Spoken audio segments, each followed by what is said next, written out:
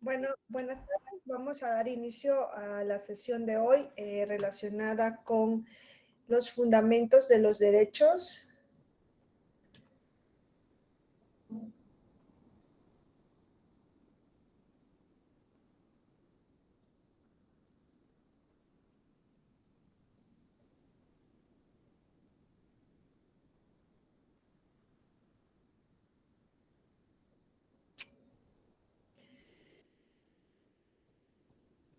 Bueno,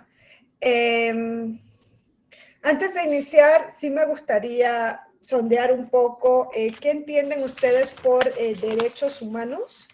Si a alguien le gustaría participar y decirme, pues, en breves palabras, en palabras sencillas, qué entienden o qué son los derechos humanos.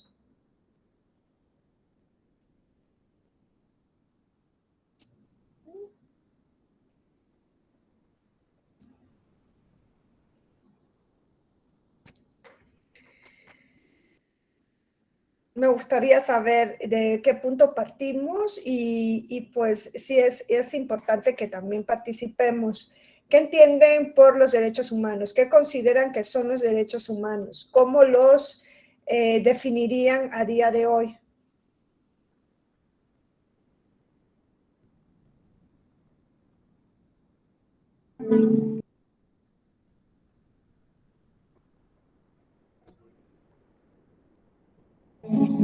Yo, maestra. Sí, hola Omar. Hola, maestra. Bueno, pues primero hay que tener en cuenta que lo primero es una concepción filosófica, ¿no? Y después de esta concepción filosófica se deriva que son inherentes a todas las personas. Desde mi punto de vista, comenzamos mal, ¿no? Agrupándolos por generaciones, porque no me parece que debería de ser así. Después, ya en un sentido positivista, hemos pasado del concepto de derechos humanos al concepto de derechos fundamentales, ¿no? Que serán los que recojan las constituciones. También por parte de la Escuela Judicial Electoral hemos visto que existen diferentes visiones, perdón, y no solamente la visión occidental. Por ahí entienden de diferentes maneras los derechos fundamentales en India, en China. Entonces, un concepto único como tal no existe. Tal vez un concepto base sí. ¿Y por qué crees que no se deberían clasificar en generaciones? Para mí es como si les diéramos importancia y no considero que haya unos más importantes que otros porque son integrales a la persona. Entonces, si le damos importancia o jerarquización, eh, depende del punto de vista de cada quien, ¿no? Por eso también me parece interesante el concepto filosófico que tiene. Vale. ¿Alguien más tiene alguna idea sobre Víctor? Sí, buenas tardes. Yo quisiera aportar ahí una definición muy básica de lo que son los derechos humanos. Dice que son un conjunto de prerrogativas inherentes a la naturaleza humana, pero como bien lo menciona Omar, hay que identificar bien o hay que identificar plenamente qué son los derechos humanos, qué son los derechos constitucionales a través de un derecho positivo, qué son los derechos fundamentales como una concepción del derecho otorgado por las naciones, como es el derecho constitucional, pero aunado a los tratados internacionales. Y por último, identificar, porque muchos todavía confundimos los derechos humanos con las garantías constitucionales, ¿no? Como aquellos solemos decir, pues es que hay que respetar nuestras garantías constitucionales, identificar pues que las garantías son esos mecanismos que nos permiten defender los derechos humanos, como es el caso de de las garantías constitucionales jurisdiccionales, como el juicio de amparo, algo muy básico, ¿no? Gracias. Vale, gracias. Sí, fíjate, tanto Mar como Víctor nos han dado ideas claras de lo que podríamos entender como derechos humanos. Nos dice que son aquellos inherentes a la naturaleza humana y que debemos diferenciar estas pues, libertades inherentes a la naturaleza humana de las garantías, como el juicio de amparo, por ejemplo, que es un mecanismo de protección, pero no en sí un derecho. Y además decían en la participación que hay que diferenciar también en el momento en el que se positivan estos derechos y que pasan a ser los derechos humanos al momento de positivarse, pasan a ser derechos fundamentales, ¿no? Que es una distinción que la doctrina ha venido estableciendo con relación a los derechos humanos recogidos en constituciones o en tratados internacionales. Y que tienen la misma naturaleza que los derechos humanos. Lo que pasa es que se ha hecho esa distinción que en algunos países sirve para otorgarles un plus de protección. O sea, quizá en América Latina no hay una diferencia entre derechos constitucionales y derechos fundamentales en sí mismos. Prácticamente se protegen todos los derechos constitucionales con las mismas garantías, pero si nos vamos a otros países, por ejemplo, países europeos, Alemania, España, para ellos sí es importante distinguir el concepto de derecho fundamental del concepto derecho humano, y luego más adelante nosotros lo vamos a ver, ¿no? ¿Por qué? Porque los derechos fundamentales les otorgan un plus de protección. Consideran que dentro de los mismos derechos constitucionales hay unos que representan el núcleo duro del sistema jurídico y que a esos hay que protegerlos no solo a través de los medios de la protección ante los jueces ordinarios por la tutela judicial efectiva, sino que les dan una protección mayor a través del amparo o el mecanismo de protección de derechos que tengan, que decimos amparo porque es la traducción que generalmente se le ha dado al español, pero en Alemania se llama recurso de protección de los derechos. Entonces, no es fácil responder a la pregunta de qué son los derechos. Miren, siempre les pongo ese video de IDEA Internacional, donde igual se le pregunta a un grupo de población qué son los derechos humanos y vamos a ver también qué nos responden.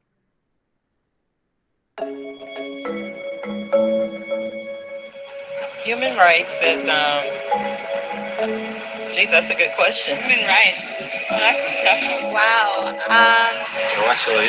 I don't even know how to give that a definition. I would probably have to do a little bit of homework or something. Any right that I think just as a normal, human, The rights that humans have.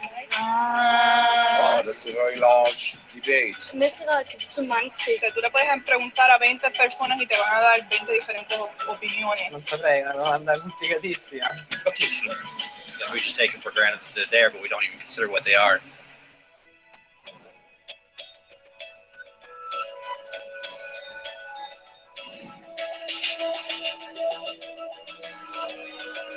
Los derechos humanos son los derechos que tienes simplemente por ser humano. Es la forma en que instintivamente esperas que se te trate y el trato que mereces como persona, como el derecho a vivir en libertad, hablar con franqueza y ser tratado con igualdad. Hay muchos tipos de derechos. La mayoría tienen que ver con cierto grupo. Pero los derechos humanos son los únicos que le corresponden absolutamente a todo el mundo en todas partes. Eso significa niños, gente mayor, pobres, jugadores de básquet, basureros, cantantes de rap, maestros, africanos, indios, albanos, cristianos, musulmanes, cabalistas, ateos, tu madre, tu padre, el vecino y tú. Todos tienen los mismos derechos humanos exactos. En otras palabras, son universales. Pero la cuestión sigue en pie. ¿Qué son? Name the human rights? What the human rights are? the right to live, Equality between all peoples. Right to religion, the right to... is there supposed to be a list somewhere I should be aware of? De acuerdo con las Naciones Unidas, hay un total de 30 derechos humanos, que generalmente se agrupan y se llaman simplemente derechos humanos. Se enumeran en la Declaración Universal de los Derechos Humanos, que es el documento sobre el tema más aceptado en el mundo. Pero llevó mucho tiempo para que llegaran. Al principio no había derechos humanos. Si estabas con la gente adecuada, estabas a salvo. Si no, no lo estabas. Pero entonces Ciro el Grande decidió cambiar todo eso. Tras conquistar Babilonia, hizo algo completamente revolucionario. Anunció que todos los esclavos podían irse en libertad. También dijo que la gente era libre de elegir su religión, sin importar de qué grupo fueran parte. Documentaron sus palabras en una tablilla de arcilla, conocida como el cilindro de Ciro, y así sin más nacieron los derechos humanos. La idea se extendió rápidamente, hasta Grecia, la India y al final hasta Roma. se dieron cuenta de que la gente seguía de forma natural ciertas leyes, incluso aunque no se les dijera que las siguieran. Llamaron a esto derecho natural, pero siguió siendo pisoteado por quienes se encontraban en el poder. No fue hasta 1000 años más tarde en Inglaterra donde finalmente hicieron que el rey estuviera de acuerdo en que nadie podía invalidar los derechos de la gente, ni siquiera un rey. Los derechos de la gente fueron finalmente reconocidos y estaban ahora a salvo de los que estaban en el poder, hasta cierto punto. Todavía hizo falta que un grupo de rebeldes británicos declarara su independencia antes de que el rey entendiera que todos los hombres han sido creados iguales. Es decir, no es que a él le gustara la idea, sino que no pudo pararles, y así nació América. Los franceses siguieron inmediatamente con su propia revolución por sus propios derechos. Su lista era más larga e insistían en que esos derechos no eran solo inventados, eran naturales. El concepto romano de derecho natural se había convertido en derechos naturales. Por desgracia, no todo el mundo estaba tan entusiasmado. En Francia, un general llamado Napoleón decidió derrocar la nueva democracia francesa y se coronó a sí mismo emperador del mundo. Y casi tuvo éxito. Pero los países de Europa unieron fuerzas y lo derrotaron. Y los derechos humanos eran una vez más un tema candente. Se redactaron acuerdos internacionales, garantizando ampliamente muchos derechos por toda Europa, pero solo a través de Europa. El resto del mundo de alguna forma todavía no cualificaba. En vez de eso, fueron invadidos, conquistados y consumidos por los enormes imperios europeos. Pero entonces un joven abogado de la India decidió que ya había sido bastante. Se llamaba Mahatma Gandhi y frente a la violencia insistió en que toda la gente en la Tierra tenía derechos, no solo en Europa. Al final, hasta los europeos empezaron a estar de acuerdo. Pero no iba a ser tan fácil. Habían estallado 2 guerras mundiales. Hitler exterminó a la mitad de la población judía de la Tierra en los horrorosos campos de muerte nazi. En total, 90 millones de personas habían muerto. Nunca los derechos humanos habían estado tan horriblemente cerca de la extinción. Y nunca había estado el mundo tan desesperado por un cambio. De forma que los países de la Tierra hicieron causa común y formaron las Naciones Unidas. Su propósito básico era reafirmar la fe en los derechos humanos fundamentales, en la dignidad y el valor de la persona humana. ¿Pero qué eran los derechos humanos? ¿Eran las proclamaciones de Ciro? ¿El derecho natural de Roma? ¿Las declaraciones de Francia? Todo el mundo parecía tener una idea ligeramente distinta de lo que deberían ser los derechos humanos. Pero bajo la supervisión de Eleanor Roosevelt, finalmente se pusieron de acuerdo en una serie de derechos para absolutamente todo el mundo. La Declaración Universal de Derechos Humanos. El concepto francés de los derechos naturales se había convertido finalmente en los derechos humanos. Así que, en resumen, al principio solo unos cuantos afortunados tenían derecho alguno, hasta que uno de ellos decidió, oye, otra gente también debería tener derechos, lo que fue estupendo, salvo que no todo el mundo estuvo de acuerdo. Y solo que llevó unos cuantos miles de años de lucha, declaraciones y más lucha hasta que finalmente todo el mundo estuvo de acuerdo en que los derechos humanos deberían ser para todos. Y vivieron felices y comieron perdices. Salvo que hay un pequeño problema. Si la gente tiene derecho a la comida y el cobijo, ¿por qué hay 16.000 niños muriendo de hambre cada día? 1 cada 5 segundos. Si la gente tiene libertad de expresión, ¿por qué hay miles de personas en prisión por hablar claro? Si la gente tiene derecho a la educación, ¿por qué hay más de 1.000 millones de adultos incapaces de leer? Si la esclavitud ha sido abolida verdaderamente, ¿por qué hay 27 millones de personas todavía esclavizadas hoy en día? Más del doble de las que había en el siglo XIX. El hecho es que, cuando se firmó, la Declaración Universal de los Derechos Humanos no tenía la fuerza de la ley, era opcional. Y a pesar de muchos más documentos, convenciones, tratados y leyes, todavía es poco más que palabras en una página. Así que la cuestión es, ¿quién hará que esas palabras sean una realidad? Cuando el Dr. King se manifestó en pro de la igualdad racial, se estaba manifestando por los derechos que las Naciones Unidas habían garantizado hacía casi 2 décadas. Pero con todo, se manifestó. Cuando Nelson Mandela defendió la justicia social en la década de 1990, su país ya había estado de acuerdo en abolir esa discriminación desde hacía ya casi 40 años. Pero con todo, él luchó. Los que luchan hoy en día contra la tortura, la pobreza y la discriminación no son gigantes o superhéroes.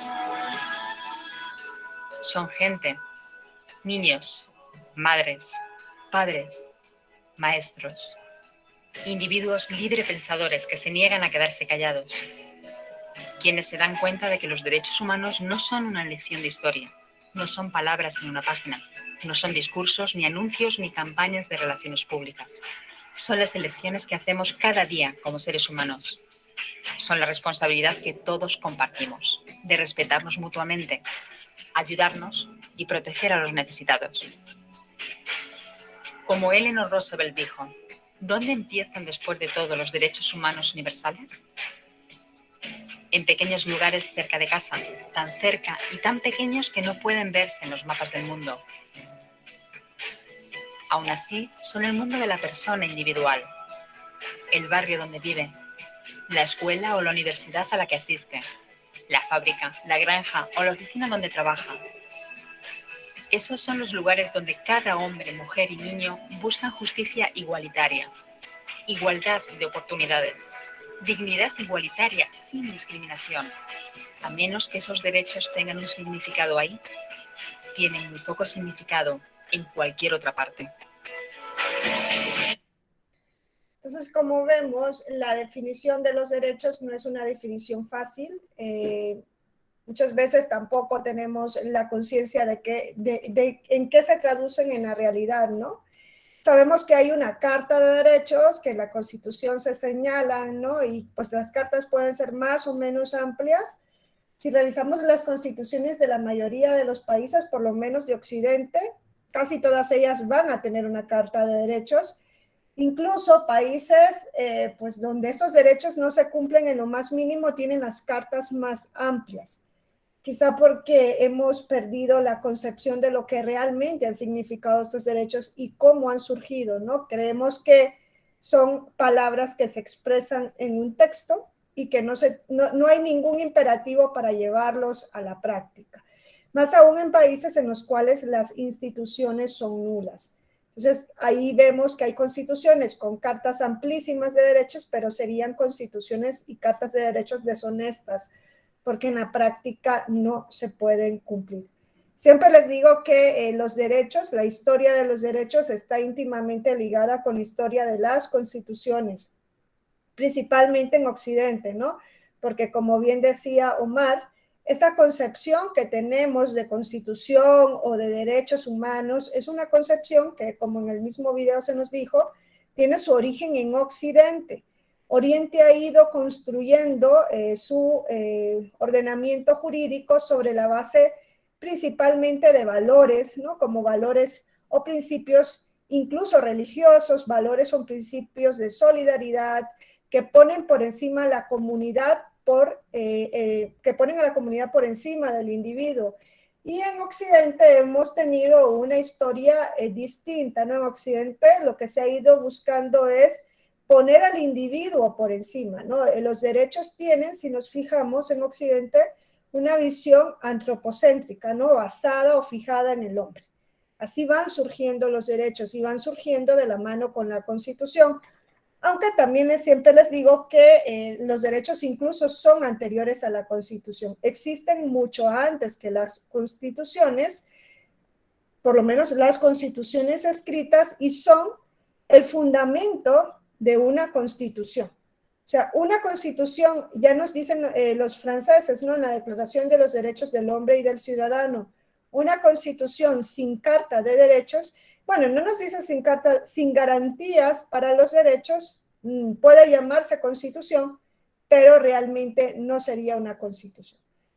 Entonces, ¿cómo surgen estos derechos? ¿Por qué tienen en Occidente una visión antropocéntrica?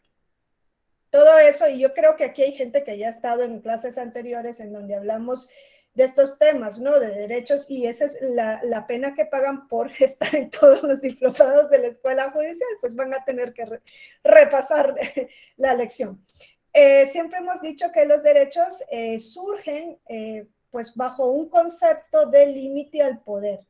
O sea, cuando se comienza a hablar de derechos, y también yo siempre les digo, a ver, si nos retrotraemos a la Edad Media, pues no vamos a tener la misma concepción de derechos que tenemos el día de hoy, porque en Edad Media pues no existían ni siquiera los estados, no existía ese concepto de ordenamiento jurídico que tenemos hoy, no existía una separación de poderes, ni mucho menos constituciones. Entonces, claro, en ese momento los derechos no tenían o no se basaban en la idea que conocemos hoy día, pero se fueron poco a poco introduciendo a través de lo que alguien me dijo, uno de los dos participantes, no sé si fue Jesús u Omar, que me decía, son prerrogativas.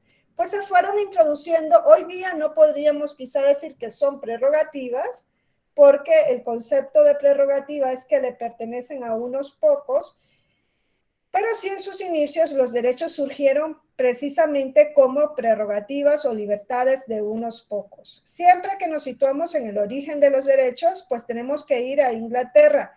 Y siempre les digo, la Carta Magna de 1215, no obstante, también somos deudores de otra parte de la historia, ¿no? De otro ordenamiento de la historia, que es el Reino de Aragón. Si a ustedes les gusta la historia, si quieren conocer realmente los fundamentos de donde vienen, no solo los derechos, sino también garantías de los derechos, como por ejemplo el juicio de amparo, hay que retrotraernos no solamente al derecho inglés, sino también al derecho de los reinos que posteriormente forman España, el Reino de Aragón y la Corona de Castilla.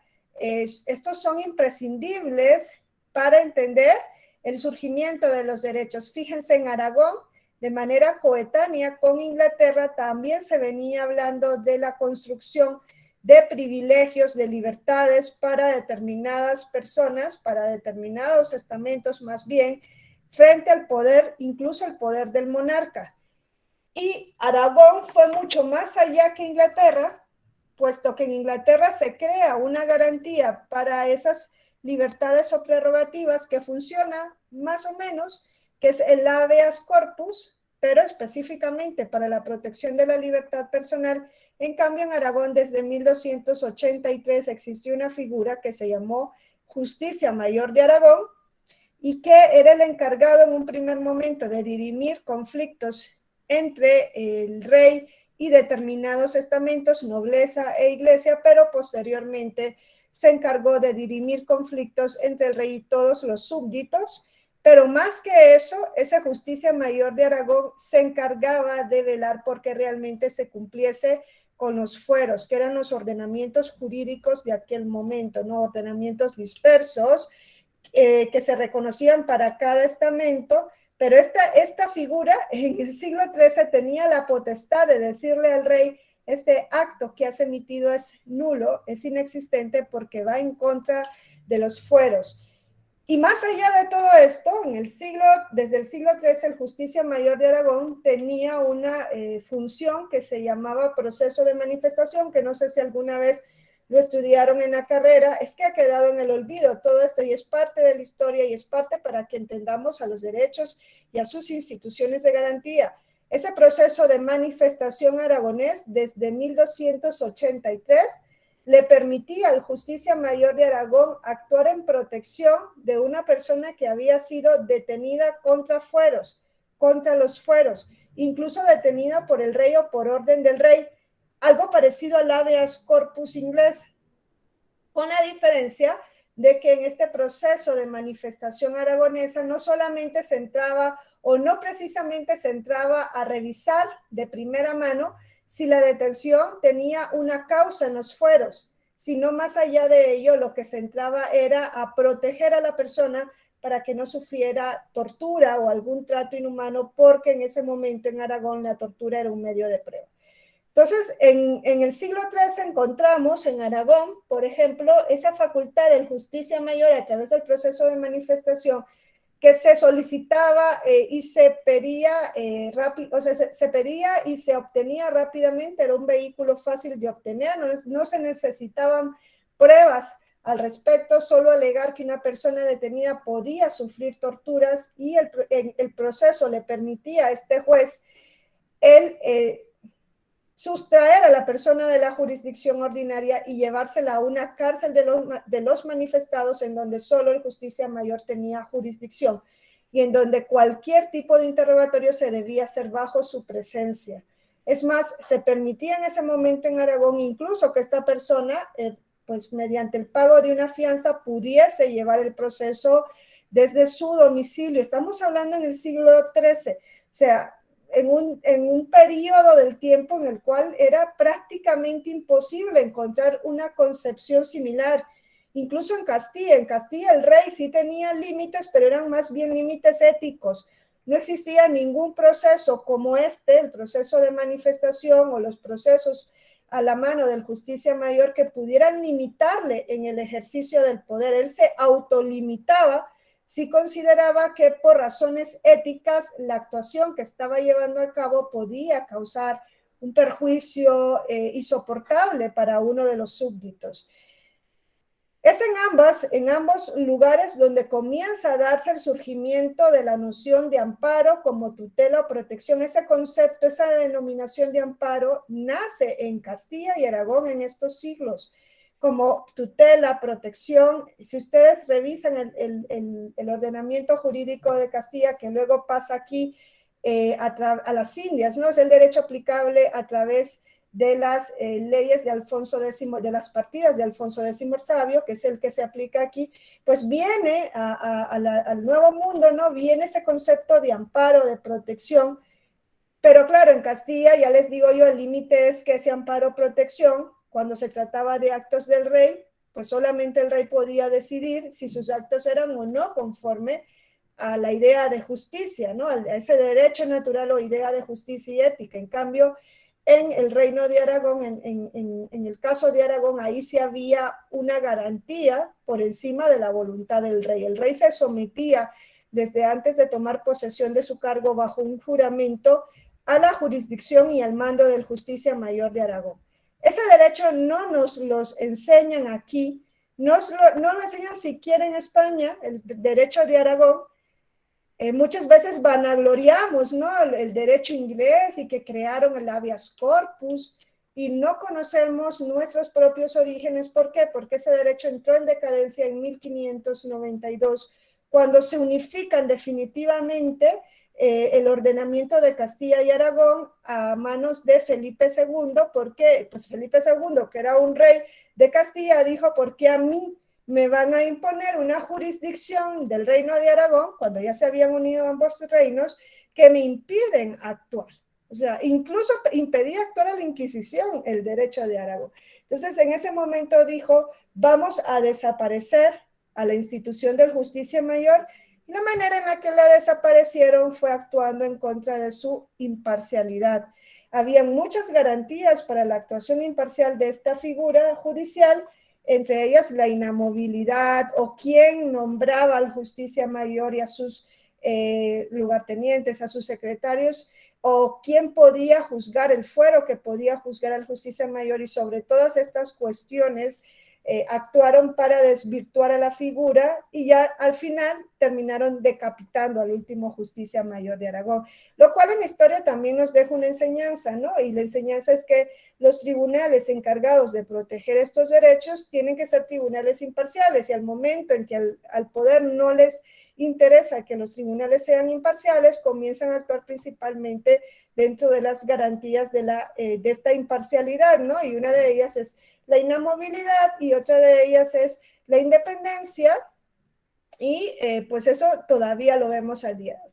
Pero con esto lo que les quiero decir es que ese concepto, ¿no? El fundamento de nuestros derechos es un fundamento antropológico, fijado precisamente en el hombre y en el hombre frente al poder.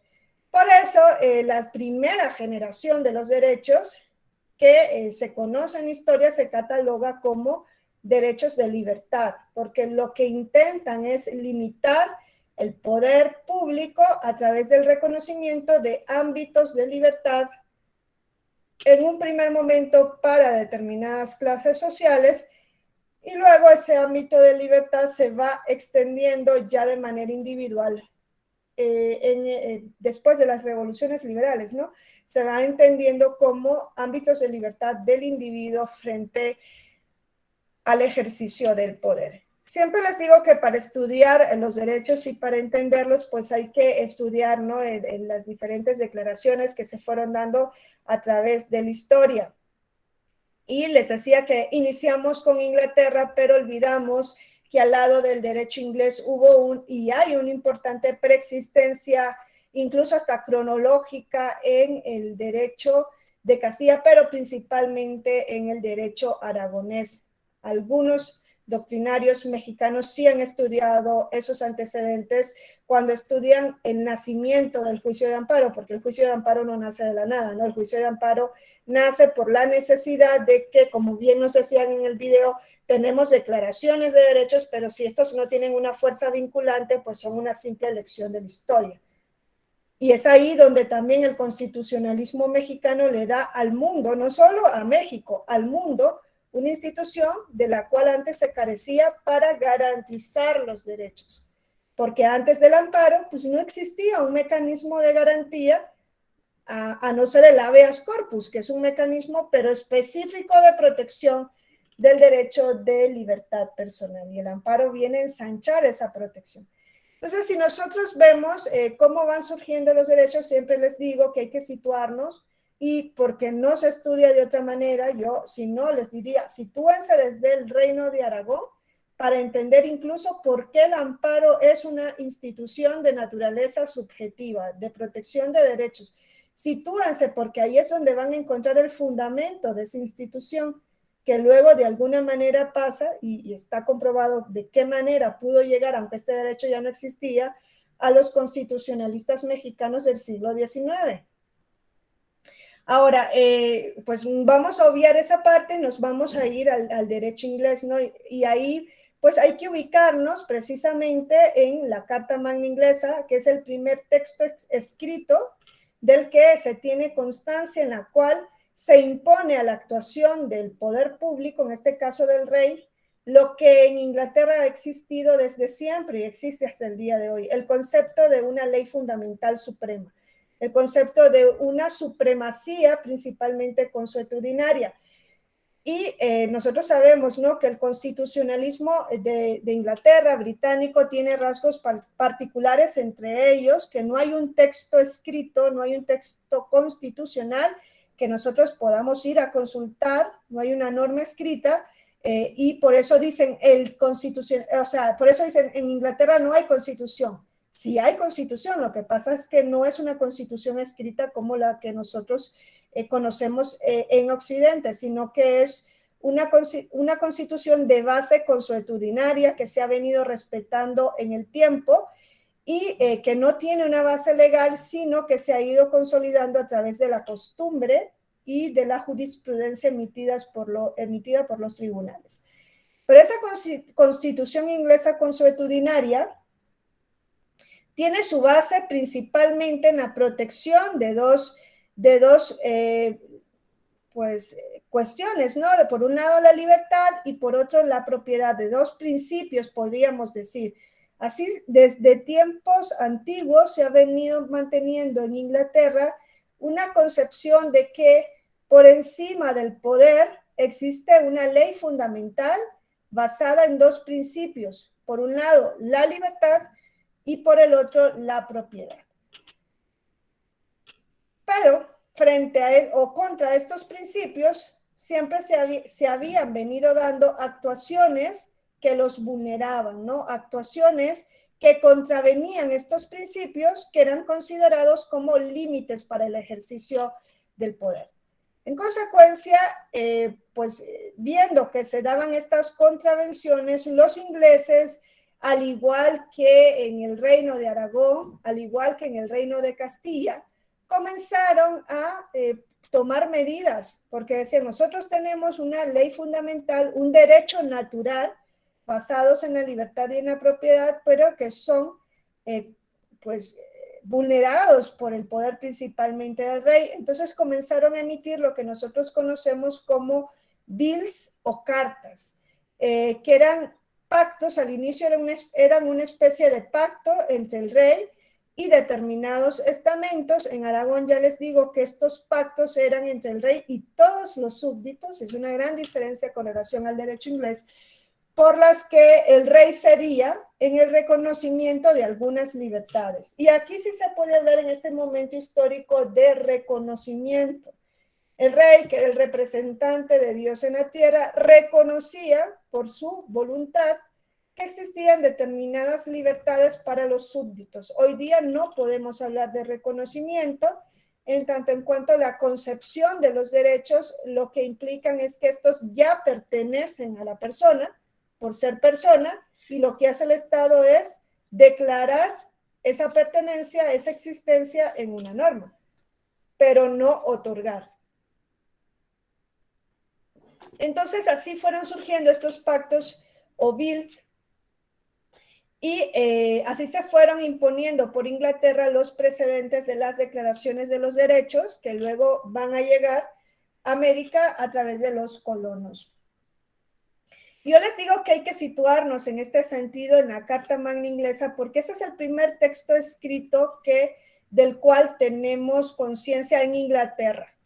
Ya les sigo repitiendo, si quieren estudiar el derecho aragonés, también hay una serie de textos de fueros escritos en donde también se presenta el reconocimiento de estas libertades como límite para el poder del rey, pero son mucho menos estudiados que el derecho inglés. Entonces, aquí la tradición inglesa era esta lucha frente al poder del rey, que en un primer lugar se asentó en los pactos. El primer pacto escrito del que tenemos conciencia es la Carta Magna. Les digo que aquí el rey negoció con la nobleza y la iglesia para el reconocimiento de determinadas libertades. ¿Por qué? Porque el rey, tanto en Inglaterra como en muchos países europeos, lo que hacía en este momento era imponer el pago de impuestos o imponer el pago de préstamos exacerbados a la nobleza y a la iglesia para patrocinar las guerras que sostenía con los países extranjeros. Y si no pagaban, entonces ahí decía, ok, no pagas, te privo de tu propiedad, no pagas, te privo de la libertad, no pagas, te exilio o incluso te mando a matar. Entonces ahí es donde estas clases aprovechaban, esos estamentos aprovechaban para decirle al rey, te voy a dar el dinero, pero tú me vas a reconocer que no vas a seguir actuando de esta manera. Si ustedes revisan la primera Carta Magna en su versión original, contenía en uno de sus artículos, que si no me equivoco era el artículo 27, una garantía para que el rey cumpliera, y se establecía como garantía que si el rey no cumplía, un grupo, un colegio de varones de la nobleza, iban a actuar frente al rey y le iban a retener y le iban a expropiar de sus bienes y lo iban a expulsar del palacio hasta que el rey no retrocediera en su actuación. Era una especie de permiso para una revolución de los varones frente al poder del rey. Eso estaba en la primera versión de la Carta Magna, una garantía para el cumplimiento de lo que ahí se iba a reconocer. No obstante, también yo siempre les digo que aunque el rey de ese momento, Juan Sin Tierra, firme esa Carta Magna, no la cumple. O sea, la firma y esta primera versión reconocía o recogía esta garantía para su cumplimiento, pero el rey Juan Sin Tierra dijo, pues igual no la voy a cumplir, ni lo van a hacer, ni van a poder hacer nada en mi contra. Lo que no espero es que los nobles y el clero de Inglaterra se unieran con Francia para derrocarlo, ¿no? Que él tenía en ese momento una guerra contra Francia. Lo que hicieron los nobles y el clero es, ok, firmaste la carta, no la cumpliste, pues ahora nos unimos con Francia para derrocarte, y ahí se dio una guerra civil en Inglaterra, y producto de esto, la primera versión de la Carta Magna quedó en veremos. ¿Pero qué contenía esta Carta Magna? Yo siempre les digo que esta Carta Magna pues contenía dos cuestiones fundamentales para el constitucionalismo moderno, porque asentó principios que venían a limitar el poder de los gobernantes, y dice siempre, buena parte de la doctrina, es el primer texto que limita el poder del rey y reconoce la existencia de una ley fundamental y permanente. Ahí yo les digo, esto es matizable, porque también en el Reino de Aragón encontramos textos que en la misma época contenían un límite al poder de los gobernantes. La diferencia es que uno trasciende en la historia y el otro no. Esta Carta Magna lo que contenía era, en su artículo 39, pues el punto de arranque de lo que ahora son las garantías jurisdiccionales. ¿De dónde surgen las garantías jurisdiccionales? Pues no surgen de la nada, como ningún derecho ha surgido de la nada, no son de inspiración divina. Surgen porque se quería dar respuesta a una problemática de la época, que era esta actuación del rey, que para patrocinar sus guerras lo que hacía era cobrar impuestos exacerbados, mandar a pagar préstamos exorbitantes, y si no pagabas te mandaba a matar, arrestar o exiliar. Entonces aquí lo que se le dice, si ustedes estudian el artículo 39 de la Carta Magna, es que ningún hombre va a poder ser encarcelado o privado de sus derechos, de sus bienes, ni puesto fuera de la ley, ni desterrado, ni se va a usar la violencia contra él, sino en virtud de sentencia judicial de sus pares y con arreglo a la ley del reino. Ahí vienen las garantías jurisdiccionales que nosotros conocemos hoy día. Es más, parte de la doctrina se ha atrevido a asegurar que el derecho a un juez ordinario predeterminado por la ley tiene su origen en un documento de 1215. Otra parte de la doctrina dice, no podemos exagerar en cuanto al impacto, ¿no?, que debe tener esta Carta Magna. Por ejemplo, no sé si han leído alguna vez a Díez Picasso Jiménez, un constitucionalista español que ha escrito muchísimo sobre las garantías jurisdiccionales. Él dice, la garantía del juez legal determinado por la ley surge con el constitucionalismo, o sea, surge ya en el siglo XVIII, por lo que dice, ese nexo con la Carta Magna es muy difícil de sostener, pero ustedes tienen también un gran constitucionalista, Soberanes Fernández, José Luis Soberanes Fernández, que si no me equivoco fue el ombudsman de México en un momento, ¿no?, de la Comisión Nacional de Derechos Humanos, y él sí dice, en este texto de 1215, que nos parece tontería, pero es que es el siglo XIII, es que es la Edad Media, es que es el momento en el que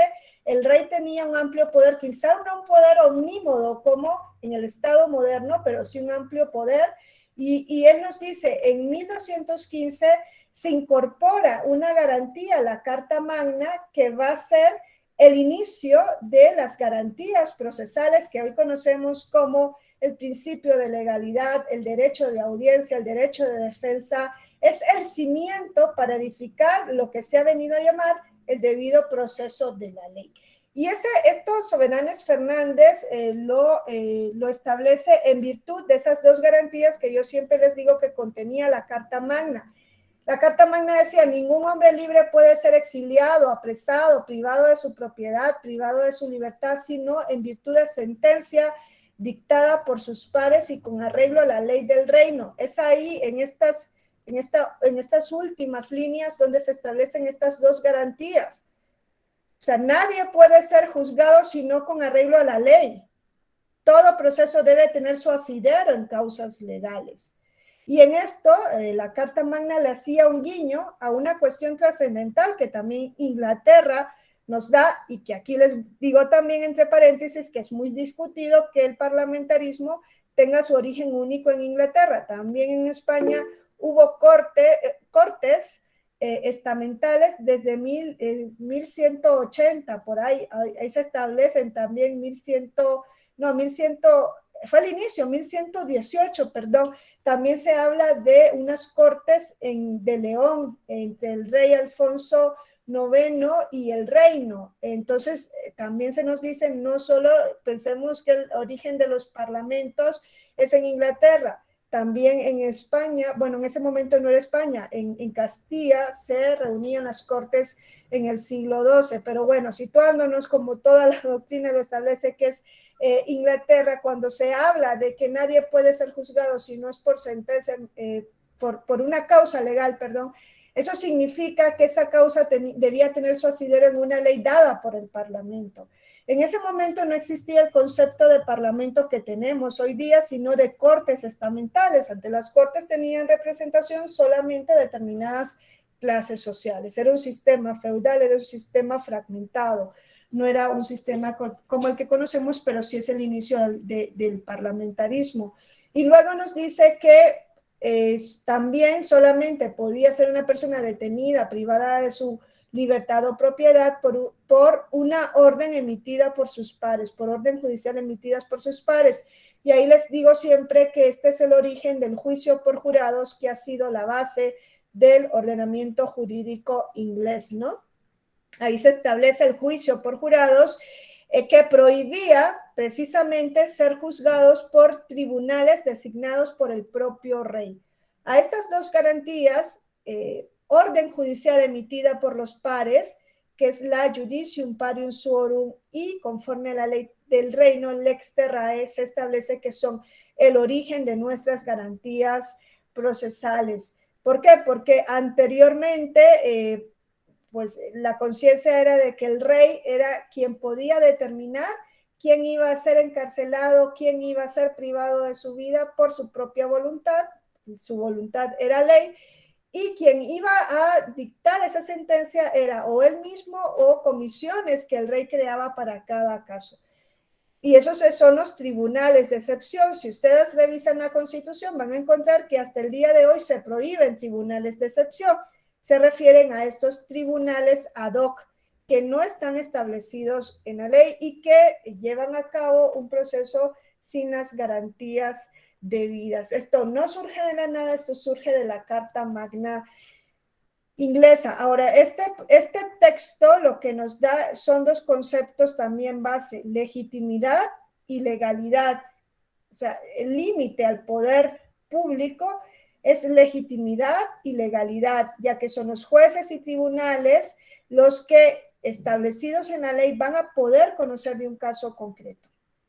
Y estos deben existir previamente, además que la sanción del proceso debe tener su causa legal en el derecho común. Entonces, es impresionante, ¿no?, cómo en los albores del siglo XIII quedan protegidos los derechos que han promovido las mayores luchas de reivindicación, por lo menos en la época, ¿no?, la libertad y la propiedad, y que, como les decía, eran los fundamentos básicos del derecho constitucional, si le podemos llamar en ese momento del derecho inglés, más que de derecho constitucional, porque no existía esa noción de constitución, pero sí de esa concepción de que hay una ley fundamental por encima del poder político. El sistema jurídico, el sistema político inglés, desde sus inicios, reconoció como principios irrenunciables, naturales, a la seguridad personal, desde sus inicios. Reconoció la seguridad personal en su corolario del respeto a la vida y a la libertad y el derecho de propiedad como los principios fundamentales naturales. Desde ese momento, los ingleses tenían conciencia de que estos derechos eran preexistentes al poder del monarca y, por tanto, se podían erigir como límites al poder, como límites que éste debía respetar siempre y en todo momento. Es ahí donde se va construyendo, ¿no?, poco a poco, esa concepción de los derechos naturales como límites para el ejercicio del poder. Es que esto no surge porque un día se levantó una persona y tuvo un sueño y dijo, hay que poner los derechos. No, eso tiene un origen y un origen histórico. Y ese origen se sitúa principalmente en Inglaterra. Ahí sí es donde tienen esa concepción de que hay principios irrenunciables naturales que se pueden exponer o que se pueden poner frente al poder del monarca, el poder más fuerte en esa época. Entonces, en virtud del common law, en Inglaterra se empieza a hablar desde el siglo XIII de una supremacía consuetudinaria respecto del poder del monarca y en general de cualquier autoridad, incluyendo a los señores feudales, cuyo contenido giraba en torno a estas dos cuestiones, libertad y propiedad. Ahora, esta Carta Magna tiene pues debilidades, claro. En este momento no existían derechos. Es irrisorio pensar que en el siglo XIII existía una concepción de derechos. No, eran privilegios. Hoy día ya no podemos decir que son privilegios, ¿no? En ese momento sí eran privilegios otorgados a determinadas élites de la sociedad feudal. Ahora, más adelante, estos mismos privilegios estamentales fueron adecuándose a la realidad inglesa y llegado el siglo XVII, que son estas dos declaraciones que tenemos aquí, la Petition of Rights, el Bill of Rights. Entonces ya no se trata de privilegios otorgados por la pertenencia a un determinado estamento, porque ya en ese momento histórico ni siquiera existía la clase estamental, ya el feudalismo había decaído desde el siglo XV. Entonces ya en el siglo XVII hay una evolución y estos se otorgan como derechos de los ingleses por su condición de persona, lo que demuestra la relación de los derechos fundamentales incluso con el origen de la sociedad burguesa. Entonces, siempre se habla, ¿no?, de este nexo de los primeros derechos reconocidos con la sociedad burguesa, y eminentemente fue así. Y en Inglaterra esta cuestión pues no tiene lugar a dudas, porque en Inglaterra, a diferencia de Francia, la sociedad burguesa sí se va afianzando a través de los siglos, no se afianza de un momento a otro como sucedió en Francia con la Revolución Inglesa, sino que aquí poco a poco se va afianzando, y más aún con la industrialización del país. Entonces, en el siglo XVII en Inglaterra se seculariza el derecho natural y se transforman a las libertades estamentales en derechos individuales. Pero el paso en Inglaterra es gradual, no se da de un día para otro. Ponemos a la Carta Magna del siglo XIII y luego nos saltamos a 1628 con la Petition of Rights, donde ya no van a ser libertades de determinados estamentos, sino que se entiende que son libertades de todos. Y luego tampoco va a ser un pacto. La Petition of Rights no es una carta, no es un bill, no es un pacto entre el rey y las personas, sino que va a ser una ley otorgada por el Parlamento, porque esta otra cuestión fundamental del surgimiento de los derechos es ver la evolución de los parlamentos, ¿no? Una evolución que se da en Europa. En Europa se fue dando ese fortalecimiento de los parlamentos, que eran los portavoces de la población, ¿no? Los portavoces en un primer momento, les digo, de las clases estamentales, y luego se van convirtiendo en los portavoces de la nación o del pueblo, y que se van fortaleciendo precisamente porque se entendió que ese órgano, al ser el representante iba a ser el único que podía como actuar frente al poder del rey, ¿no? En Europa se da esa concepción, y también por eso les digo que dado a ello es que en Europa el sistema de gobierno es un sistema parlamentario. Tiene su origen precisamente en esto, en cómo fueron evolucionando los parlamentos frente al poder del rey. Entonces, el Petition of Rights, esa petición de derechos del siglo XVII, es una ley del Parlamento en donde se establecen o se intentan establecer prácticamente derechos del Parlamento frente a la autoridad del rey. ¿Por qué? Porque se entendía que el Parlamento en ese momento era la única capaz, o el único capaz de frenar el poderío del monarca. Y por eso fue en el seno del Parlamento en el que surge esta declaración. Y aquí lo que se contiene es una especie de recordatorio, ¿no? Al rey se le dice, pues vuestra merced firmó la Carta Magna, pero sigue cometiendo infracciones o violaciones a nuestros derechos, a los derechos de los ingleses que nosotros representamos, y seguían girando sobre la misma cuestión, ¿no? El rey seguía cobrando el pago de impuestos, y aquí se les dice por el Parlamento, no puede seguir cobrando el pago de impuestos sin el beneplácito del Parlamento, porque desde finales del siglo III en Inglaterra se estableció que los parlamentos, que el único que podía crear el pago de impuestos, ayudas o préstamos era el propio Parlamento. Entonces, desde 1297, después de la Carta Magna, se estableció en Inglaterra la necesaria aprobación del Parlamento para la creación de tributos. Otra cuestión que nos llega a nuestros días, ¿no? Que no puede existir un tributo si no es por causa legal. Principio de legalidad en la materia tributaria tiene su origen también en Inglaterra. Entonces se le recuerda todo esto al rey y se le dice, incluso si nos negamos a pagar, sigues haciendo lo mismo que se hacía antes de la Carta Magna. Sigues mandando a juzgar a las personas por comisiones de excepción, sin una causa legal, sigues inquietándonos, sin más causa que la orden emitida por tu persona y pues sigues vulnerando la tradición, la constitución, la ley fundamental inglesa y nuestro texto escrito en ese sentido que era la Carta Magna. Entonces todo eso se le recuerda y se le hace una serie de peticiones, dentro de las cuales estaban esta sujeción del rey a la ley. Ese es la Petition of Rights, un texto fundamental para entender el constitucionalismo. Luego los ingleses avanzan y alrededor de 1679 dan una primera ley reguladora del habeas corpus, el Habeas Corpus Amendment Act, y pues desarrollan con mayor precisión el Writ of Habeas Corpus que había existido también desde hacía siglos. Ahora les digo yo, este habeas corpus es el que luego se transmite a las colonias y que de las colonias se transmite a los países de América. Pero es un proceso de protección de derechos con un ámbito mucho menor que el juicio de amparo. Y es más, ya no me acuerdo ahora mismo quién es el constitucionalista amparista, no era Burgoa el que lo establecía.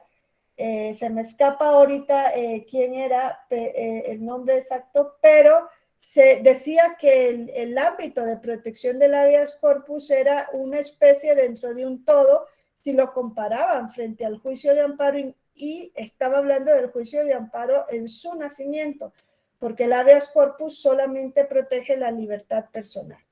Incluso yo les digo que en comparación con el proceso de aragonés de manifestación personal, el habeas corpus se quedaba corto. Porque, ¿qué es lo que se entra a conocer en sus orígenes con el habeas corpus? Si la detención de una persona había sido o no conforme a la ley. Precisamente porque en ese momento las autoridades mandaban a privar de la libertad a la persona con causa no legal, sino con causa en la propia voluntad de la autoridad. Entonces, lo que entraban a analizar es si había una causa legal para la detención. No habiendo causa legal se otorgaba el habeas corpus, habiendo causa legal no se otorgaba el habeas corpus. O sea, era esa protección primaria la que se iba a dar. ¿Hay causa legal o no para la detención? Luego ha ido evolucionando la institución y nosotros sabemos que el habeas corpus dice exhíbese, que el cuerpo se exhiba, ¿no? Incluso la traducción que se ha dado en América es exhibición personal, porque dicen traigan el cuerpo para ver si no se ha ejercido algún tipo de vejación o violencia sobre la persona. En sus orígenes el habeas corpus no tenía esta finalidad, que sí tenía la manifestación aragonesa, que ya les digo yo que en primer lugar entraba a separar a la persona detenida de la autoridad, lo ponía a resguardo bajo la jurisdicción de la justicia mayor y desde ahí seguía el proceso, para evitar que la persona fuese sometida a vejaciones, a violencia o a tortura. Entonces, la finalidad principal no era tanto el control objetivo de foralidad, de legalidad de la detención, sino más bien el control o la defensa del individuo, la defensa de los derechos fundamentales de la persona, que es precisamente la finalidad con la que nace el juicio de amparo en México. El juicio de amparo en México nace precisamente para defender a la persona que está sufriendo una lesión en sus derechos y luego también de manera secundaria para defender el orden constitucional que está siendo vulnerado cuando se desconoce un precepto que contiene un derecho. Pero la finalidad esencial es defender a la persona. O sea, si es que si no hay una persona agraviada, pues tampoco hay amparo. Y el propio concepto de amparo, esa propia palabra amparo, que les digo que tiene su origen en el derecho de Castilla y Aragón, ahí desde el siglo XIII o XIII se empezó a utilizar las palabras de amparo como tutela o protección, no como un juicio de garantía, sino como tutela o protección. Amparo significa eso, tutela o protección, pero no tanto del ordenamiento jurídico, sino del individuo, de la persona, en sus derechos fundamentales. Entonces el habeas corpus que surge en Inglaterra no tiene esa pretensión. No pretende proteger precisamente derechos fundamentales. No sé ese mensaje qué significa.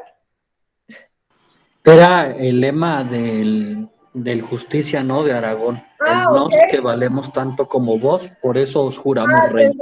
Sí, y es importante, fíjense, es que no la pude leer completo, y es importante que lo estudiemos porque perdemos nuestras raíces. Yo no sé, muchas veces somos muy dados a destacar lo que se han hecho en otros ordenamientos, sino los ordenamientos de los cuales nosotros tenemos, pues de los cuales devenimos directamente, no venimos del sistema anglosajón, venimos del sistema, pues del que luego se convierte en España, venimos de ese sistema y sería interesante no dejar en el olvido esas instituciones. En España en algún momento, creo que en la Constitución del 78 se habló de que el mecanismo de protección de la libertad personal se llamase manifestación, como en el tiempo del Reino de Aragón y no habeas corpus, pero pues lo dejaron en el olvido, introdujeron un habeas corpus sumamente limitado. En España el habeas corpus es sumamente limitado. En México ni siquiera tienen habeas corpus, ¿no? Lo introdujeron dentro del juicio de amparo, que es una institución así amplísima,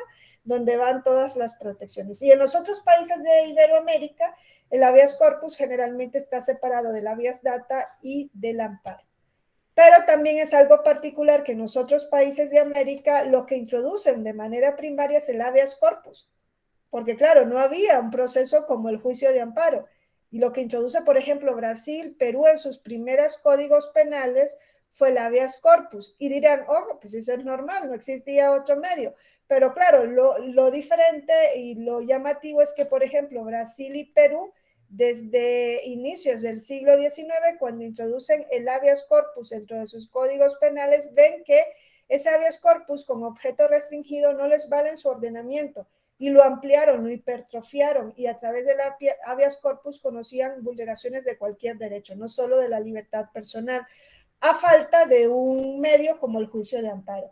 Era un amparo, pero bajo el ropaje de un habeas corpus. Cuando ya se comienza a extender ese mecanismo de protección que es el amparo, que es protección genérica de los derechos, es un mecanismo específico para proteger varios derechos y no solamente uno, aunque también a día de hoy el habeas corpus no solo protege la libertad personal, sino también derechos conexos en su evolución, pero el amparo protege todos los derechos en principios que están en la Constitución. Esa es la concepción de América Latina. Entonces ya Brasil y Perú ya tienen dos procesos, habeas corpus, ya lo ponen solo para libertad personal y derechos conexos, y amparo, o que en Brasil se llama mandado de seguranza, pero es amparo, el nomen juris es irrelevante, es en su sustancia un amparo para la protección del resto de derechos. Pero entonces Inglaterra nos da el habeas corpus también, sí nos da el habeas corpus, un proceso específico para proteger uno de sus derechos bases, que es la libertad.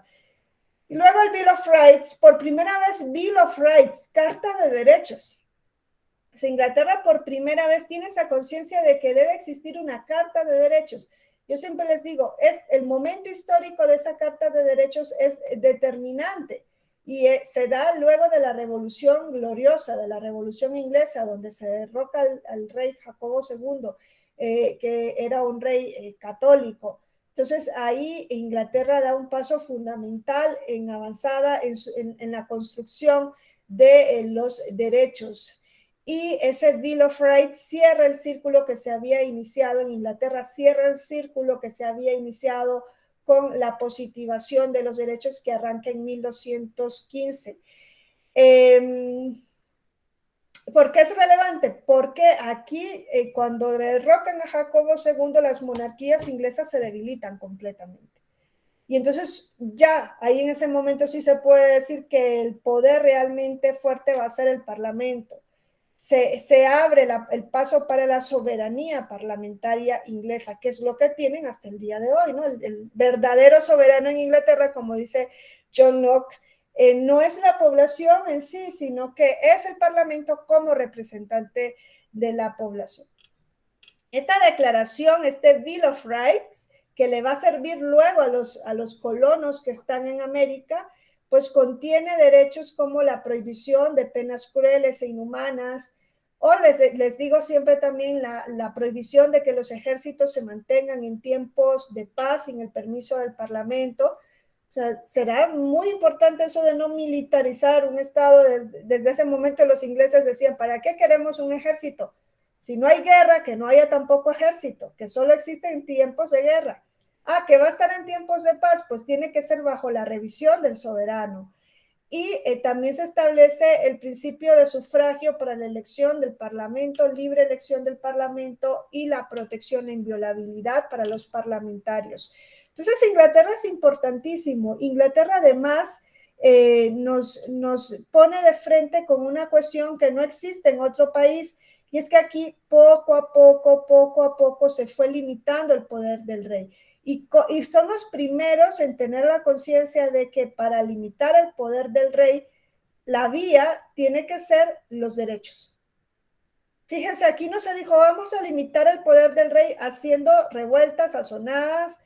Vieron que esto era insuficiente, o sea, sí lo fueron haciendo, pero a la par de eso, también tuvieron la conciencia de considerar que ellos eran titulares de derechos, que esos derechos le correspondían antes de que el rey los reconociera. Poco a poco fueron dejando atrás esa concepción de que el rey otorgaba derechos. Dicen, es que hay una ley fundamental suprema y con base en esa ley fundamental suprema nosotros somos titulares de derechos y esos derechos nos corresponden incluso antes de que el rey los reconozca y son de tanta entidad que es la única vía para poder limitar el poder del rey. A diferencia de Francia, Inglaterra lo que nos dice es, vamos a limitar el poder del rey de manera paulatina, a través de los siglos. O sea, Inglaterra tuvo una revolución gloriosa, pero ya en ese momento las monarquías andaban debilitadas. La monarquía no tenía la fortaleza que sí tenía en Francia durante el Estado moderno. Aquí la monarquía ya estaba debilitada como, pues, porque ya se venían dando pasos desde el siglo XIII hasta el siglo XVII. Ahora es en Inglaterra también donde se comienza a fraguar la concepción del justnaturalismo racional. No solo Francia comenzó a dar vueltas sobre estas ideas, Inglaterra también. Uno de los padres del justnaturalismo racional fue John Locke. John Locke comenzó a dar vueltas. El contrato social, encontramos también a Thomas Hobbes, aunque Hobbes tenía una visión distinta de lo que debía ser el Estado, ¿no? Hobbes nos decía que el Estado tenía que ser ejercido por un autócrata prácticamente para poder limitar al déspota que realmente era el hombre. Él decía, aquí el déspota no es el monarca, es el hombre, que si dejamos libre al hombre, a su libre albedrío, por la libre naturaleza, entonces esto se vuelve un infierno. Y él decía, hay que poner un poder suficiente para limitar al hombre. Thomas Hobbes, pero ya reconocía que existía un contrato social que daba lugar al Estado. Los ingleses comienzan a dar esos pasos. Es más, la teoría de la separación de poderes tampoco surgió de la nada. La teoría de la separación de poderes surge precisamente en Inglaterra. Es John Locke el que comienza a hablar de la teoría de la separación de poderes a mediados del siglo XVI, cuando todavía había un monarca fuerte en Inglaterra, como una aspiración de lo que los ingleses querían para ellos. Y John Locke nos dice desde 1590 y tantos, nos dice, tiene que existir en un Estado si queremos que, y claro, gira en torno, fíjense, la teoría de la separación de poderes gira en torno al límite del poder, pero gira en torno al reconocimiento de la libertad del ciudadano. O sea, en ese momento lo que nos dice John Locke, que luego recoge Montesquieu, es, si queremos ciudadanos realmente libres, hay que separar el poder, porque en ese momento el poder se concentraba en el rey. Entonces se decía, queremos realmente una ciudadanía libre, separemos el poder, que existe un parlamento representante del pueblo que dicte leyes, que las pueda también derogar, que exista un ejecutivo a cargo del rey que pueda ejecutar las leyes que da el parlamento. Y que exista un poder federativo, decía John Locke, que es un poder que no trasciende a la teoría de Montesquieu. Y ese poder federativo, decía, es el encargado de las relaciones internacionales entre las naciones, porque en ese momento John Locke dice, esto se rige por el estado de naturaleza. No hay una norma, en ese momento no existía el derecho internacional público. no hay una norma que regule las relaciones entre los estados, entonces tiene que existir un poder federativo. Y John Locke decía, legislativo a cargo del parlamento, federativo y ejecutivo a cargo del monarca. Y claro, siempre preveía la existencia de un estado bajo la forma de la monarquía. Ni Montesquieu ni John Locke nos hablaron de república, hablaban de monarquía, pero del siguiente estadio de las monarquías, que es una monarquía limitada. Lo que John Locke no preveía en su separación de poderes era el poder judicial. John Locke no llegó a visorar un poder judicial independiente. O sea, parece que dentro de su concepción el poder judicial estaba dentro del poder ejecutivo encargado de ejecutar las leyes para resolver casos particulares. Es decir, estaba a cargo del monarca, el poder ejecutivo, monarca, entonces poder judicial a cargo del monarca. Y esto también responde a esa concepción que han tenido los europeos y que tienen hasta el día de hoy de no confiar en los órganos judiciales ordinarios, no confían en los jueces, por eso tienen un tribunal constitucional que está fuera del poder judicial. En cambio, en América la tradición ha sido que el control de constitucionalidad y la protección de los derechos lo otorguen los tribunales ordinarios. O sea, incluso el juicio de amparo, a ustedes les enseñan, a mí me sorprende mucho que el juicio de amparo es una función concentrada. Dicen que es un control concentrado de constitucionalidad.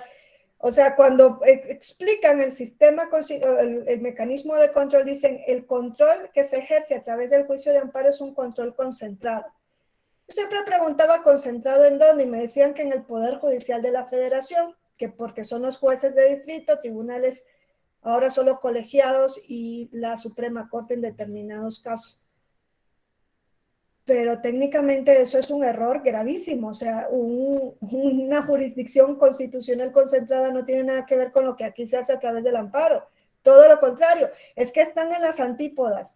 Lo que en Europa se introduce como tribunal constitucional responde precisamente a esta concepción que parece que también tenía John Locke, de no confiar en los órganos judiciales porque siempre han ido de la mano o con el monarca, o dicen con el dictador del momento, ¿no? En el tiempo de la Segunda Guerra Mundial decían con el fascismo de Italia o con el nazismo. Ahí han estado los órganos judiciales, de la mano de estos. Entonces, desde antes de la Segunda Guerra Mundial, cuando a Hans Kelsen le encomiendan crear una constitución e introducir una garantía para la defensa de la supremacía normativa de la Constitución, bueno, una constitución en Austria, introducir por primera vez la supremacía de la Constitución, que eso no existía en Europa hasta 1920, él dice, los estadounidenses están haciendo una locura, le dan ese poder a los jueces. En Europa eso es impensable hasta el día de hoy. Con decirles que en Europa el amparo de los derechos no lo otorgan los jueces, lo otorga el Tribunal Constitucional, que es un órgano que está fuera del Poder Judicial.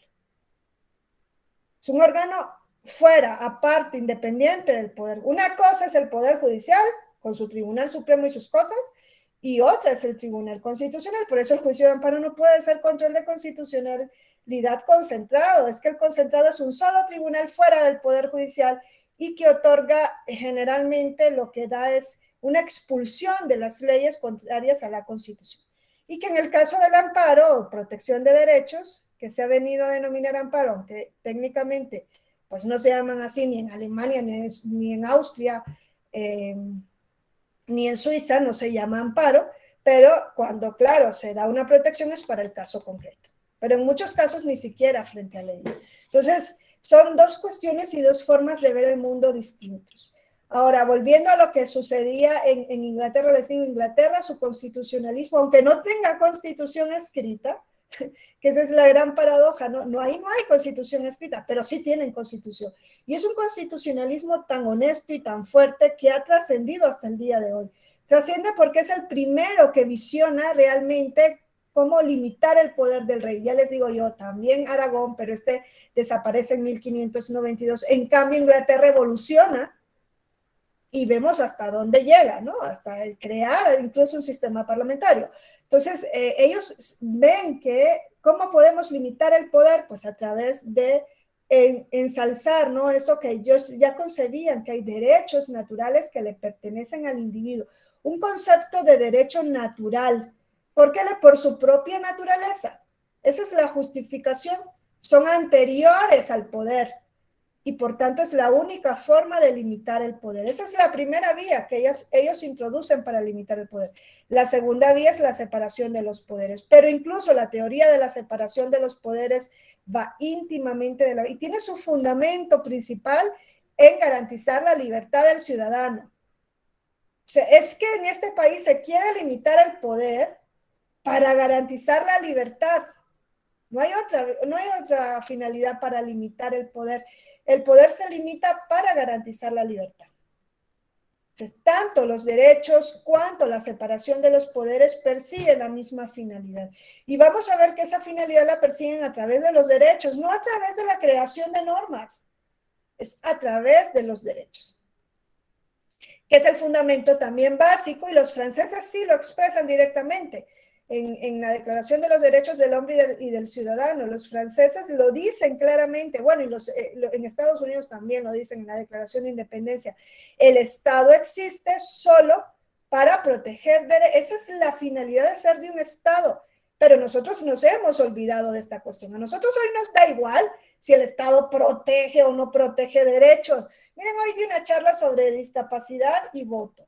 Y claro, había una discusión en la que no quise entrar directamente porque hoy no me encontraba yo en mis momentos álgidos de querer entrar en conflicto, pero el profesor español que tanto admiro y que conoce mucho de la discapacidad me decía que que existe pues una razón para privar del voto a las personas con discapacidad cognitiva, ¿no? Porque hay muchas de ellas que no saben distinguir entre A y B, y que entonces cuando van a votar acompañados de otra persona y la otra persona les dice, distingue entre A y B, va a votar lo primero que escuche o lo que la otra persona quiera que sea. Pero bueno, esas son las mismas razones por las que hemos venido negando el voto a ese grupo de población. Y yo me pregunto, ¿y cuándo nosotros votamos con el intelecto? ¿Cuándo entre A y B realmente nos sentamos? A ver que alguien me diga, porque ni yo lo he hecho. Bueno, tengo 10 años sin votar, la verdad que son los 10 años que tengo fuera de mi país. Y la verdad es que no he podido votar porque no, hasta el momento de salirme de España yo no era ciudadana española y aquí tampoco he podido votar. Pero ¿en qué momento yo voté así de sentarme y decir, a ver, voy a ver el programa de este y el programa del otro y cuáles son los antes y la lista y quién va en la... O sea, nunca votamos así. ¿Cuándo hemos votado nosotros por el intelecto? No decidimos de esa forma y ni mucho menos creo que reelegimos a una persona porque esté protegiendo más o menos nuestros derechos. Ya nos da igual. O sea, esta gente dio la vida porque los derechos fueran a base fundamental incluso para limitar el poder. Y a nosotros ya nos da lo mismo.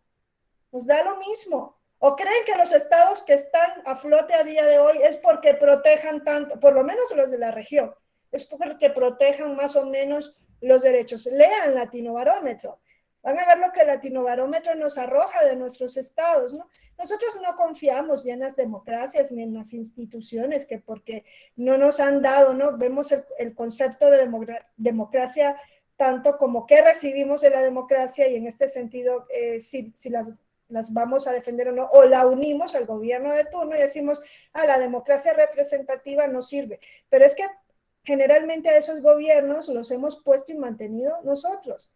Cuando se han instaurado democracias en la región, que sí, hubo un periodo en el que se instauró la democracia en nuestra región, ahora vamos en la inversión, ahora vamos hacia las autocracias nuevamente, pero yo creo que eso nos dice mucho de la naturaleza de latinoamericano. Es que yo no sé qué nos pasa, pero cuando Bukele salió poniendo a los presos, a los maras, a los que estaban detenidos y ahí era público que los estaban ultrajando, pues, si yo veía casi el juicio de Jesús y Barrabás, no, la gente aplaudía y lo vitoriaba y que, uy, gran presidente.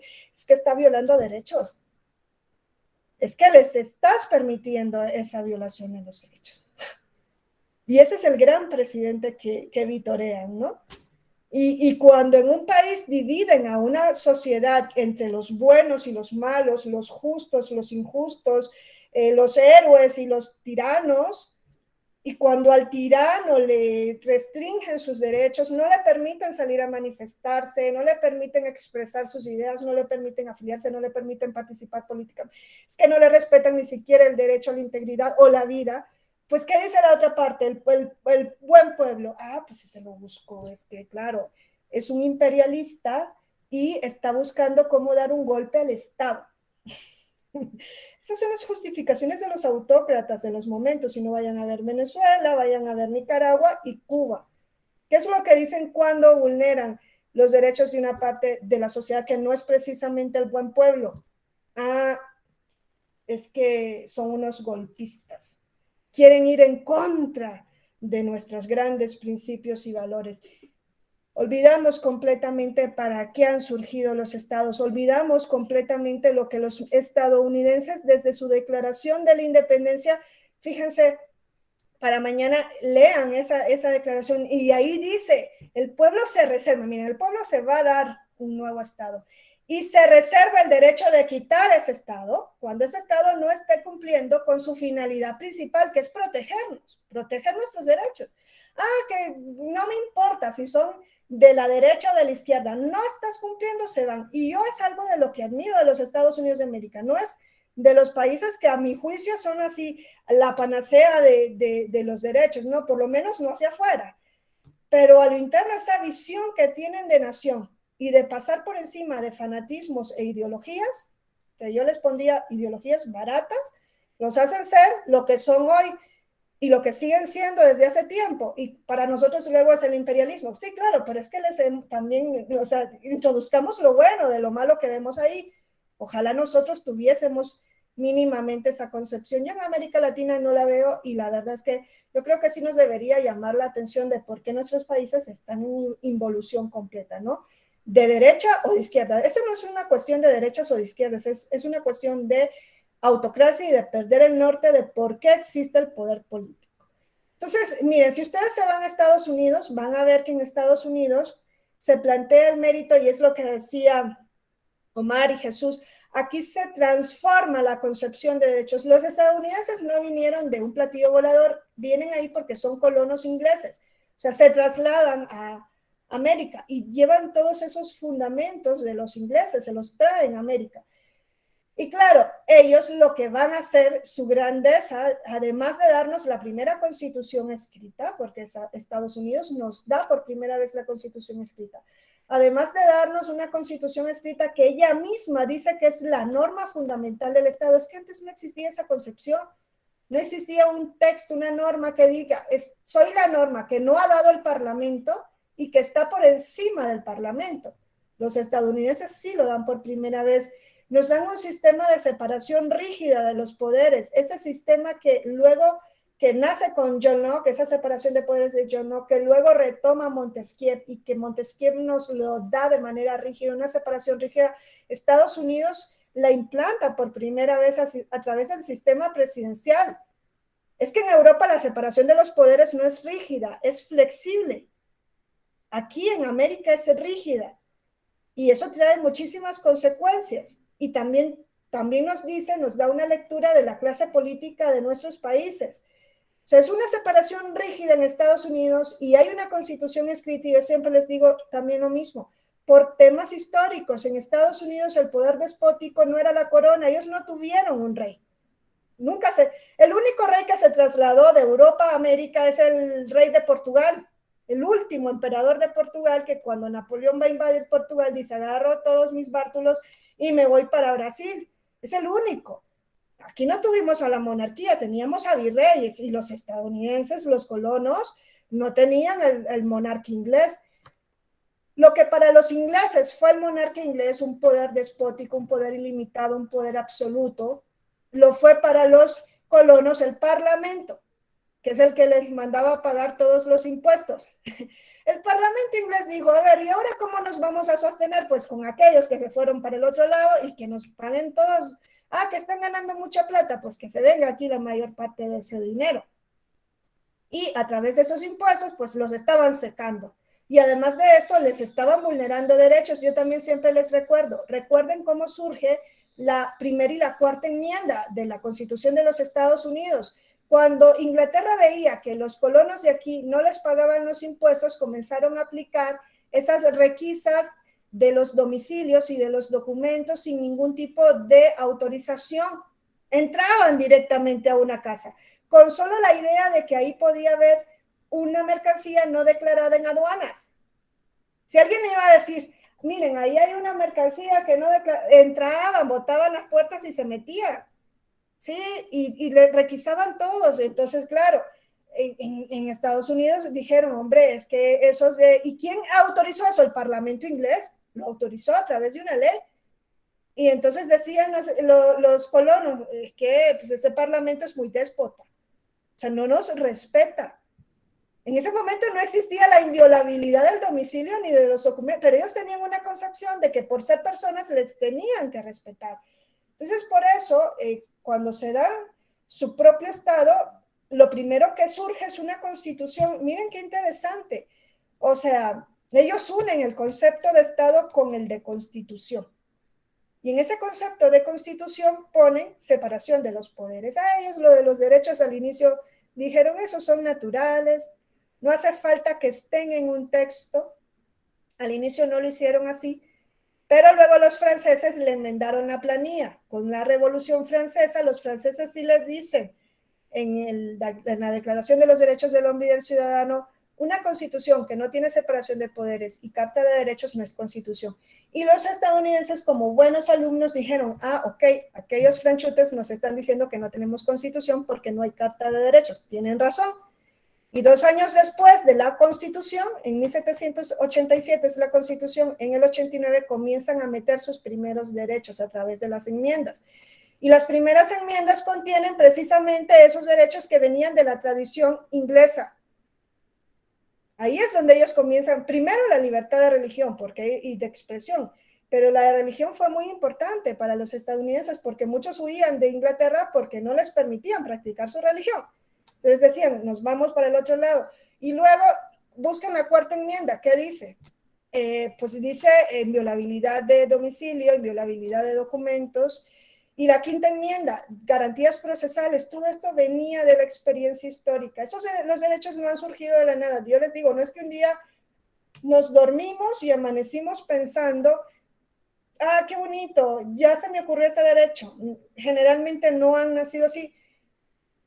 Principalmente en lo que se refiere a los primeros derechos, a esos derechos que surgen en esa primera generación que a Omar no le gusta que hablemos de, pero es quizá como para diferenciar el fundamento con el que surgen unos y el fundamento con el que surgen los siguientes. Esto es de corte esencialmente liberal, libertades frente al Estado. Entonces, el constitucionalismo de los Estados Unidos se nos va a presentar a nosotros como un híbrido entre la influencia de la metrópoli, que es una influencia pragmática, con la práctica se va desarrollando a través del tiempo, y luego un híbrido de la influencia pragmática y de la influencia del justnaturalismo racional, que tiene su origen tanto en Inglaterra, pero que se desarrolla con más poder en Francia.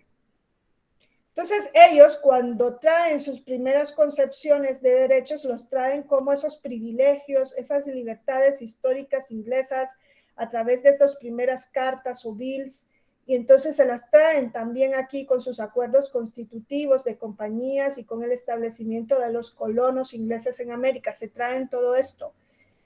Y es lo que primero esgrimen frente al Parlamento y la corona inglesa. Miren, cuando empieza la revolución y cuando empiezan estos movimientos, sí hubo peticiones que hicieron desde América hacia Inglaterra diciéndoles, nos están pues exprimiendo prácticamente, nos están dejando en la pinche calle porque nos están cobrando un montón de impuestos, nosotros ya no podemos pagar. Miren cómo es el ser humano, mira, lo que hacía el rey con los ingleses, ahora vienen los ingleses y dicen a los colonos, los vamos a sacar con el pago de impuestos.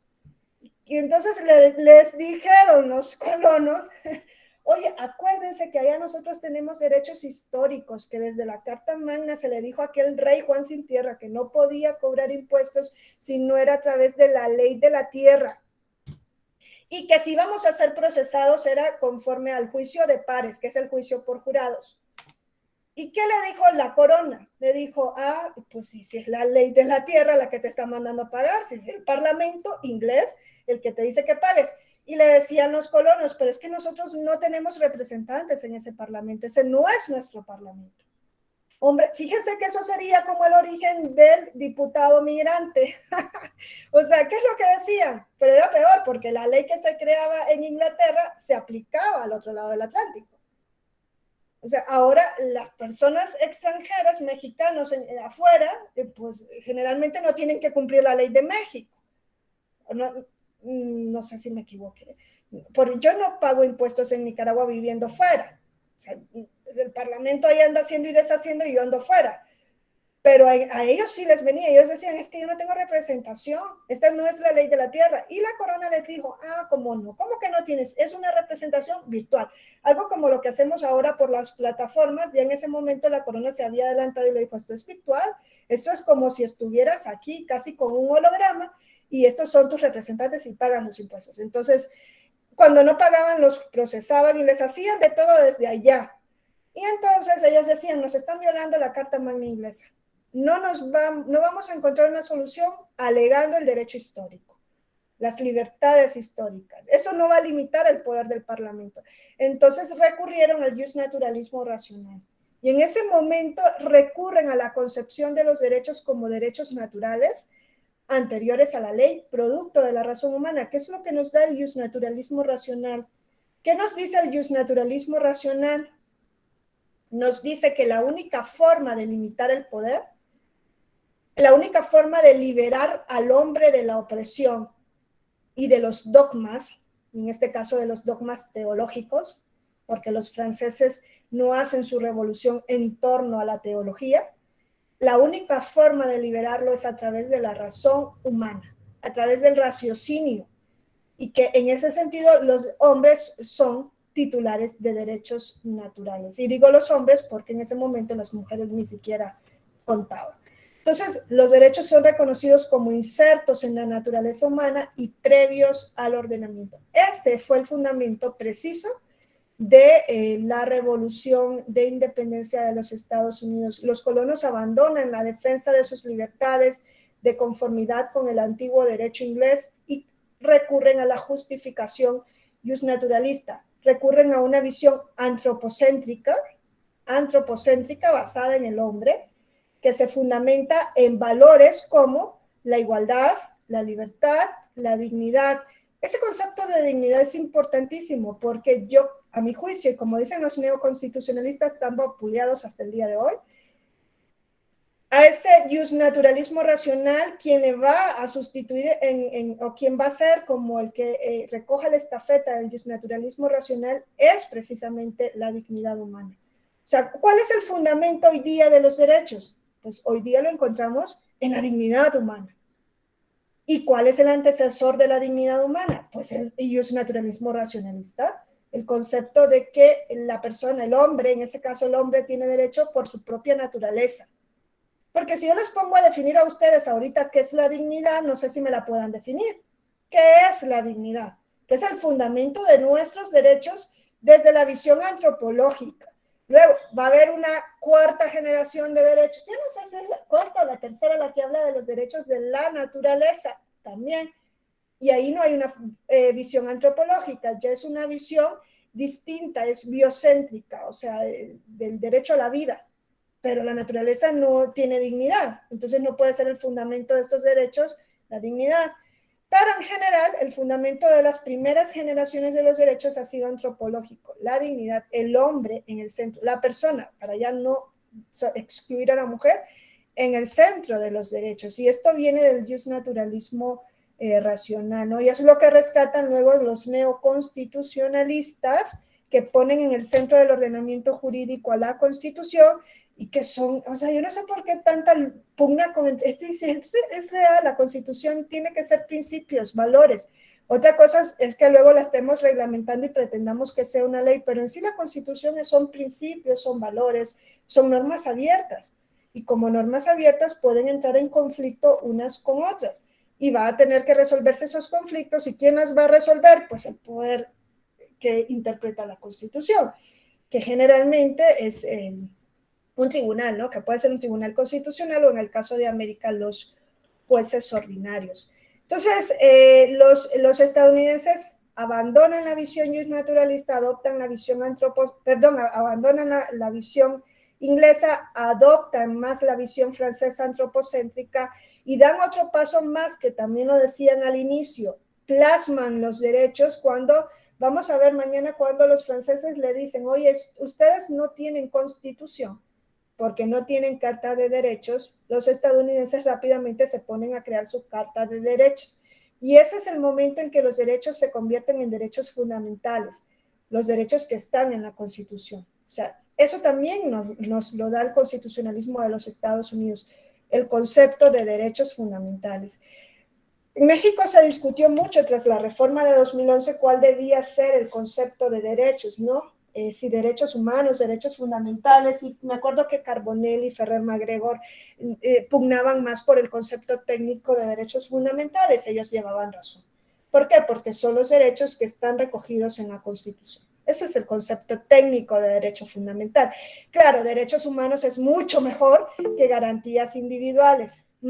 Las de Jefferson a Madison. Derechos, mañana también vamos a ver un poco de eso. Derechos o sea, garantías individuales. Dicen que ese término se introdujo en México como una mala traducción del francés. En el derecho francés se habla de libertades, ¿no? Ay, ahorita se me escapó el nombre, pero fíjense, si ustedes leen constituciones de Europa, se habla de libertades fundamentales, incluso el Tribunal Europeo, libertades públicas, ese es el concepto. Entonces dicen que como que tradujeron mal el concepto francés y lo tradujeron como garantías individuales, que es un concepto que pues se niega a sí mismo. ¿Cómo va a ser garantía un derecho? Si el derecho fuera garantía, pues viviríamos en el paraíso. O sea, hombre, si el derecho en sí mismo fuera una garantía, como se pretendió aquí al inicio, que el propio derecho fuera el límite del poder político, miren que desde los ingleses con la Carta Magna pensaron que esas dos garantías, esos dos derechos que se reconocían ahí ya iban a ser por sí mismos respetados. Y el rey dijo, sí, hombre, llegaron hasta el siglo XVII y el rey seguía mandando a pagar impuestos y encarcelando a quien no pagaba o expulsándolo. Sigue haciendo lo mismo. ¿Por qué? Porque un derecho sin un mecanismo de protección es papel mojado. Entonces ahí es donde se confundieron los constituyentes mexicanos, introdujeron ese término. Y no solo México, España, si ustedes revisan la Constitución de la Segunda República, cuando introducen a su primer tribunal constitucional, ¿saben cómo se llamaba? Tribunal de las Garantías Constitucionales. ¿Y qué defendía? Las garantías individuales. Los derechos en España en 1931 se llamaban garantías individuales, como en México. ¿Por qué? Porque España tuvo una amplia influencia del constitucionalismo mexicano, muchísima, hasta el punto que introdujo un amparo, una primera instancia de amparo judicial, que en Europa eso no existe. En Europa el amparo, la protección de los derechos es ante un tribunal constitucional. Por eso es que los tribunales constitucionales en Europa están atascadísimos, porque un solo órgano da protección de derechos a todos, además que conoce de recursos, de cuestiones de inconstitucionalidad, de conflictos de competencia, está hasta arriba, y dicen que el problema es el amparo. No, pero el problema no es ese, sino que el problema es que concentran la protección de los derechos en un tribunal constitucional. En cambio, aquí en México el amparo ha funcionado, y ha funcionado a tal punto que está hipertrofiadísimo.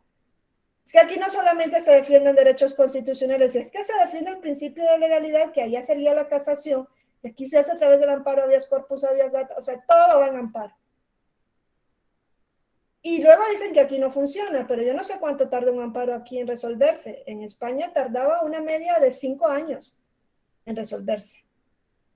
Y estamos hablando, por ejemplo, de la protección de la libertad personal. Un individuo que debería estar libre hace 5 años tiene que esperar 5 años a que se pronuncie un tribunal constitucional. Ah, y es que no le dio la razón, pues te vas ante el Tribunal Europeo y van a ser otros 5 años. ¿Quién le regresa ese tiempo a la persona? Entonces, porque hay una configuración del amparo, diría yo, inexacta, porque no se confía en los jueces. Cambio en México, aunque ustedes digan que es una función concentrada, eso es algo muy a lo mexicano. O sea, concentrada a lo mexicano, porque concentrada en el Poder Judicial de la Federación, pero el Poder Judicial de la Federación, donde yo entiendo, no es un órgano judicial. O sea, es una decisión que se da porque es un sistema federal, de justicia federal. Pero bueno, lo dejaríamos hasta aquí y mañana vamos a continuar.